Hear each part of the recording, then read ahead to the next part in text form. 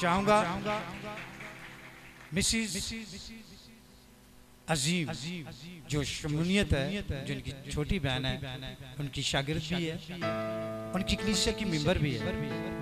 मैं चाहूंगा उनसे थोड़ा सा कमेंट सुनेंगे कि जो उन्होंने विजन शुरू किया, जो टॉपिक होते हैं उनमें कौन सी बात की समझ आती है कि वाकई खुदा के कलाम की एक नए विजन के साथ लोगों तक पहुंचा रहे हैं। 5 मिनट के लिए, उसके बाद फिर भाई अगर आप तैयार लीजिएगा, उसके बाद फिर अल्बर्ट खान साहब, उसके बाद खुदा के खादम आएंगे, वर्शिप, और फिर सलीबी गीत गाएंगे और सलीबी पैगाम छोटा सा होगा जो हमारे लिए नजात का सबब है। हालेलुया, सारा जलाल उसके नाम के मिले।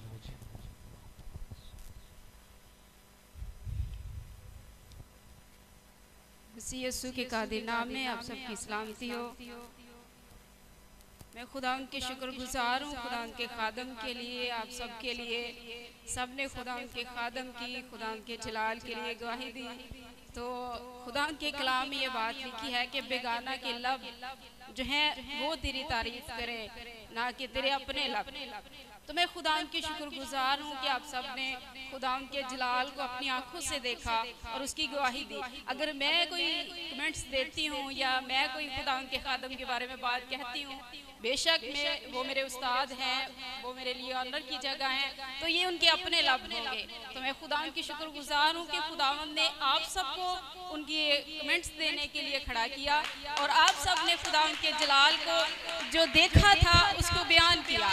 सो मैं खुदा उनकी शुक्रगुजार हूँ। उसके बाद आप सब की और इस चैनल को ज़रूर विजिट करें और खुदावंद के अमीक भेदों को जानें, क्योंकि खुदा के कलाम में लिखा है कि लाजिम है कि काहिन जो हैं वो मार्फत को महफूज रखें। तो जब खुदावंद के खादम जो हैं वो मार्फत को महफूज रख कर उसे बड़ी तरतीब के साथ हमारे लिए बयान करते हैं और हमारे लिए वो उसे तैयार करते हैं, तो हमारा भी ये हक बनता है कि हम खुदावंद की आवाज़ को उसी तौर से सुने, उसी तौर से समझें जिस तौर से खुदावंद खुदा का रूह खुदावंद के खादम के जहन में या खुदावंद के खादम के दिल में बातों को उतारता है, उसी तरह से हमें भी उन बातों की समझ आए। तो ये कब होगा?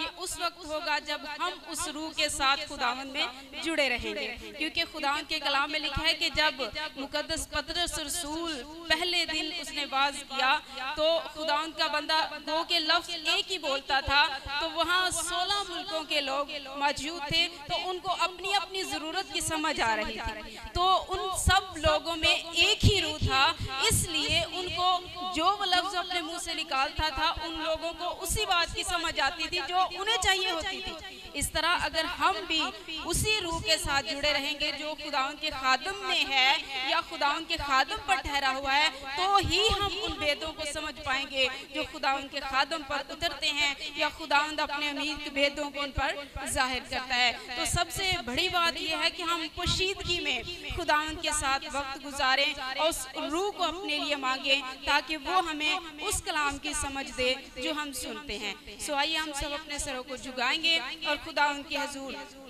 दुआ मांगेंगे।